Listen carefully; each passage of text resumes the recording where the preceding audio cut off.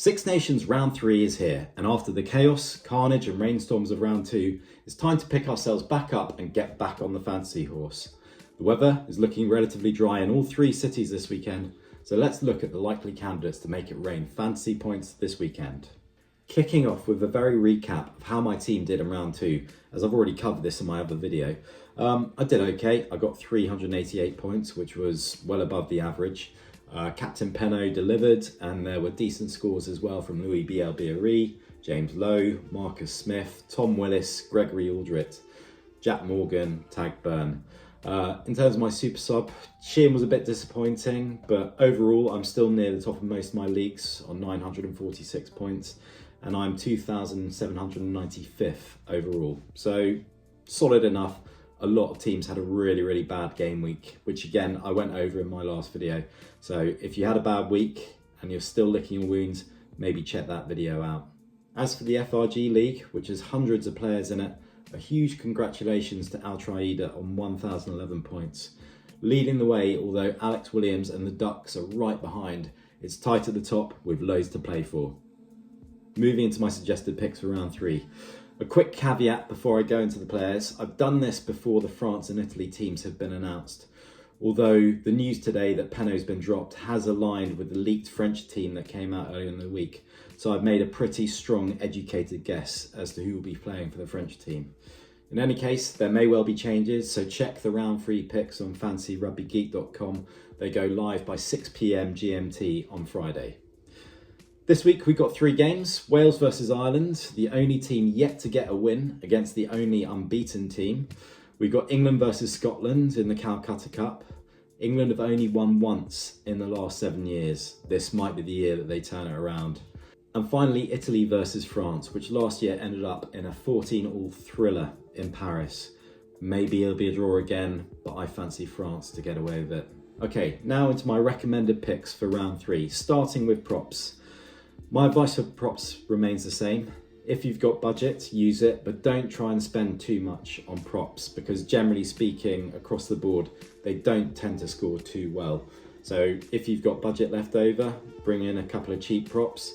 I think as we've seen teams' budget go up over the course of the tournament and teams' values go up, I think budget is less of an issue now. And I think we'll see less and less of players using the single prop or no prop strategy. If I was to choose 3 props who I think would do well this week, it would be Andrew Porter, Ellis Genge as well, always good for carries, and Pierre Schumann of Scotland. But there's also good value options out there as before. Nicky Smith, Will Griff-John is one of the cheapest props in the game. Will Stewart's still great value. So there's lots of good value options there that you can just bring in and hope for the best in terms of the points they generate. But this is not where you're going to be racking up your big scores for the week. Okay, next up into the hookers. There's 2 I've got my eye on here. Dan Sheehan from Ireland is the first hooker I'm looking at.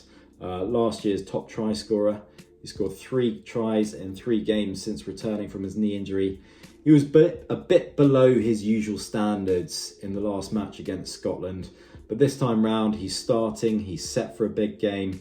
It's his first start in the Six Nations, and he's a great option for try scoring from a hooker position. The other hooker I'm looking at is Pito Malvaka. He's also due a very big performance. He's just so dynamic and destructive around the field, and whether it's on the end of a maul or in the loose, he's always a massive try threat. So one of those 2 will be my hooker for round 3. Into the locks, the first one, always one of the first names in my team sheet, Tag Byrne.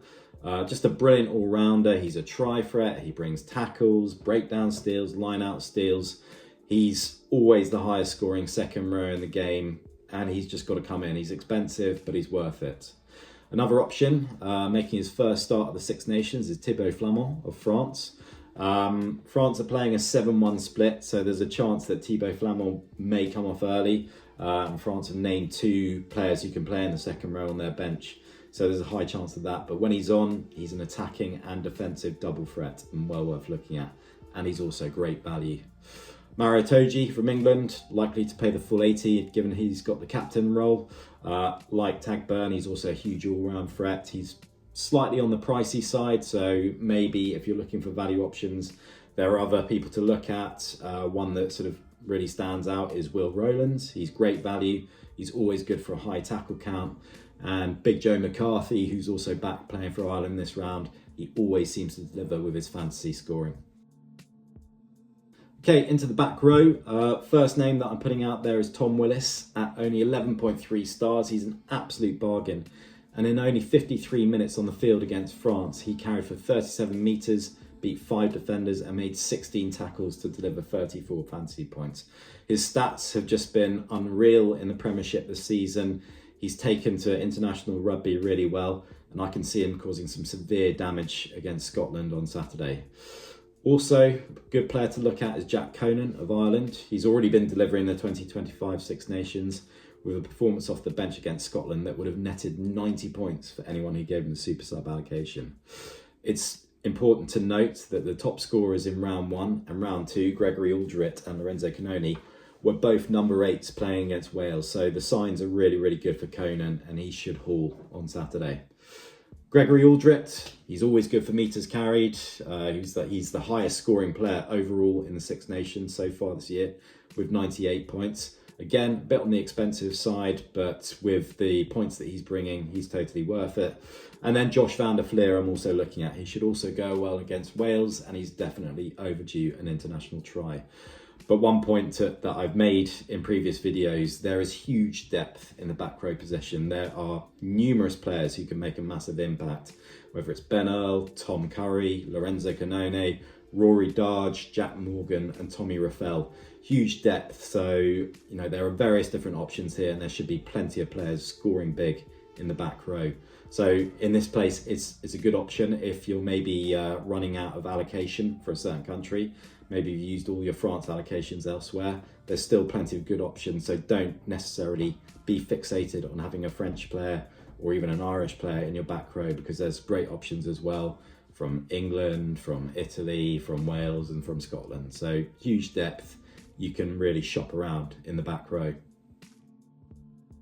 Okay, into scrum half, there's an obvious choice here. It's Antoine Dupont of France. He obviously had an off day against England in round 2.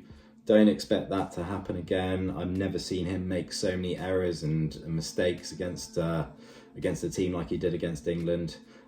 So it's a real risk not to go with him. If you're looking for an alternative, then Alex Mitchell is a good option. He should get a long run. He's always a try danger, so he's a good threat, but really I just can't look past Dupont, even despite the performance last week. Fly half, 2 options here really stand out to me. One is Sam Prendergast of Ireland, a player of the match performance last week. He's obviously going to get plenty of kicking opportunities against Wales, and he's still great value in the game. The other option I'm looking at, and some of you might be surprised after last week's performance, but Marcus Smith is still there for me. He's again going to start wearing the number 15 shirt. He was outshone against France by his namesake Finn Smith, who also put in a player of the match performance, and he also took over kicking duty after some wayward efforts from Marcus. But while both Smiths are excellent fantasy options, the England camp have publicly backed Marcus Smith this week to retain his first choice kicking duty. And with Marcus Smith's also opportunities to run the ball back from deep from the fullback position, for me, he's an excellent fantasy choice. A lot of people will also be looking to compare Smith to Prendergast for their fly half option. With Smith on kicks, they both have kicking duty. In terms of metres carried, Smith has carried 228 metres compared to Prendergast's 51. Smith has beaten 6 defenders compared to Prendergast's 4 defenders beaten. Smith's made an offload, Prendergast hasn't, but Prendergast does have the upper hand in terms of assists, making 2, whilst Marcus Smith has yet to make an assist. But still, I'm giving Marcus Smith the edge. Looking in the centres, Hugh Jones from Scotland is one big option for me. Very likely to come into my team. He's got an amazing record against England with 5 tries and is such a consistent fantasy scorer. He obviously got his hat-trick in round 1. He scored really well again last week against Ireland. And for me, he's one of the first names on my team sheet.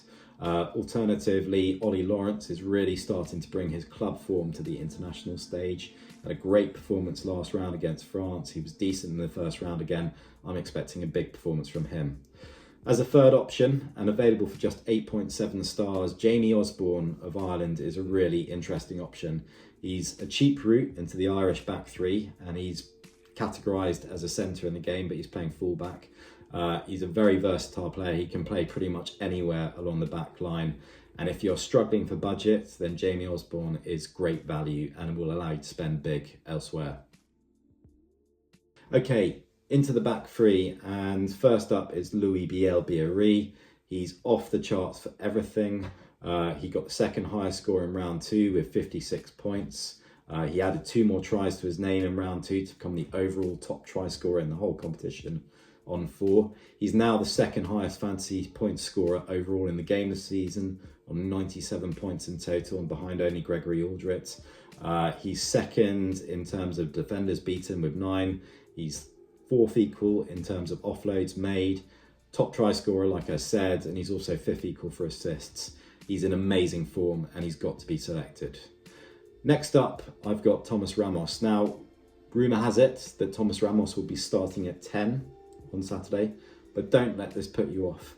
In the autumn, he played all the matches at 10, and in those matches, using exactly the same scoring method for the Autumn Nations fantasy game, he scored 52 points in round 1 against Japan, 60 points in a player of the match performance against New Zealand in round 2, and 34 points in round 3 against Argentina. Amongst many other impressive stats in the autumn, he also recorded 3 try assists and 2 50-22s. So he's still a massive threat from 10. I wouldn't worry about that. Change of position really impacting his scoring potential. Next up, Duhan van der Merwe. Okay, he's not been scoring tries quite on the regularity that he was last year, but against England, he always raises his game. And this has included a hat-trick last year. In total, he scored 6 tries against England.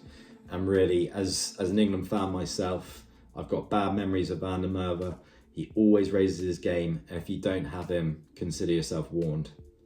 Finally, James Lowe for Ireland. He's always everywhere on the field.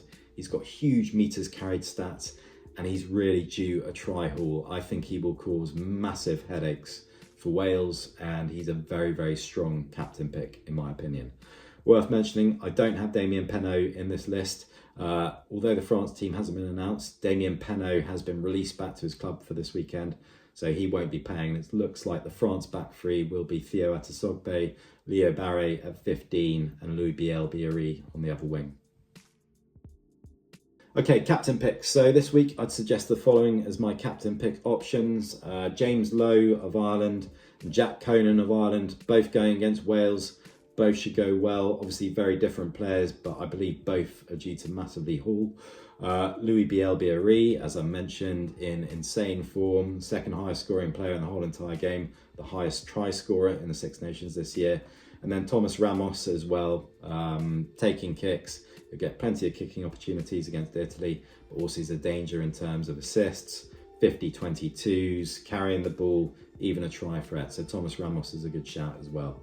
But those are the 4 I'm really looking at as my captain options. Next up, super sub. As I mentioned before, the 3 things I look for when it comes to a super sub is, will the player come on and will they play a significant period of time? I look at how the teams use their bench in previous games, and I'm also looking at the split of the subs on the bench. So if a team's playing a 6-2 split, or like France are playing a 7-1 split, that will educate my decision as to who to back for a super sub. With this in mind, I'm looking to a few candidates to give the super sub selection to in round 3. Gus McCarthy of Ireland, he scored 2 tries in 3 internationals. Great value too. He should get a good run off the bench, so he's well worth looking at. Julien Marchand as well of France. He's already put in 1 strong super sub performance this year, so hopefully we'll see it again. Cian Prendergast from Connacht, the Ireland back row, should get a good run off the bench. He's a very, very dangerous player, and again, is a great value option. And then Bundy Aki of Ireland as well is on the bench. We know what he brings to the game. Explosive, he'll do damage, he will come on and make a big impact. So again, he's a great super sub option. Quite an expensive super sub option, but nonetheless, he will bring the points when he does come on. Okay, now I'm just going to flag some bargain players valued at 12 stars or less. I think could go well and could be really considered as some great value enablers. So first up, we've got Theo Atasogbe of France. He's available for 12 stars. Also in the France back three is Leo Barre, available for 11.5 stars. Both good options. Atasogbe is probably the better try threat out of the two, but both are great value and should see some good action against Italy. Another French value option is Thibaut Flamand, available for 11.5 stars in the second row. Tom Willis, as I mentioned earlier on, still available for just 11.3 stars. Amazing value, well worth considering. Max Llewellyn, back in the Wales team, available for 10.8 stars in the centres. He's the second highest try scorer in the Premiership this season with 7. Good value. Two other good second row options, both priced at 10.8 stars and both tackle machines, is Will Rowlands and Johnny Gray. Finn Smith for England, only 10.7 stars. Great value, especially if he does what he did against France. Dave Cherry, a good value hooker. Cherry from Scotland, available for 10 stars. And Carl Rowe as well, available for just 9.7 stars, a cheap route into the Scottish back three. So as always, I hope this was helpful. I'm still learning on YouTube, so please send your feedback on anything you'd like to see. More details are over at fancyrugbygeek.com with my round 3 picks, which will go live on Friday afternoon. And if you want to see my full team reveal, then head over to my membership site, buymeacoffee.com, where you'll also be able to share your team with me for direct feedback on any changes I'd recommend. You'll gain exclusive access to a members-only prize league, with prizes including a £50 voucher spent on prints from the sports commentators, a rugby mystery box from Blindside Box, 3 months free access to the rugby paper, 6 months free access to FRG Premium, and a fancy Rugby Geek truck hat. So please sign up. There's a link in my description. Also, keep an eye out on Spotify for Six Nations Fancy Rugby Geeks on the Go, my new podcast with Paul Shimfo from the R Rugby Reddit Discord group. It's a short, bite-sized preview of each round of the Six Nations. It's on Spotify. Click the link in my description or search for Geeks on the Go. And make sure you give me a follow on X, Blue Sky, Threads, TikTok, Insta for breaking fantasy news. But that's it. Make sure you get your teams in for Saturday and good luck.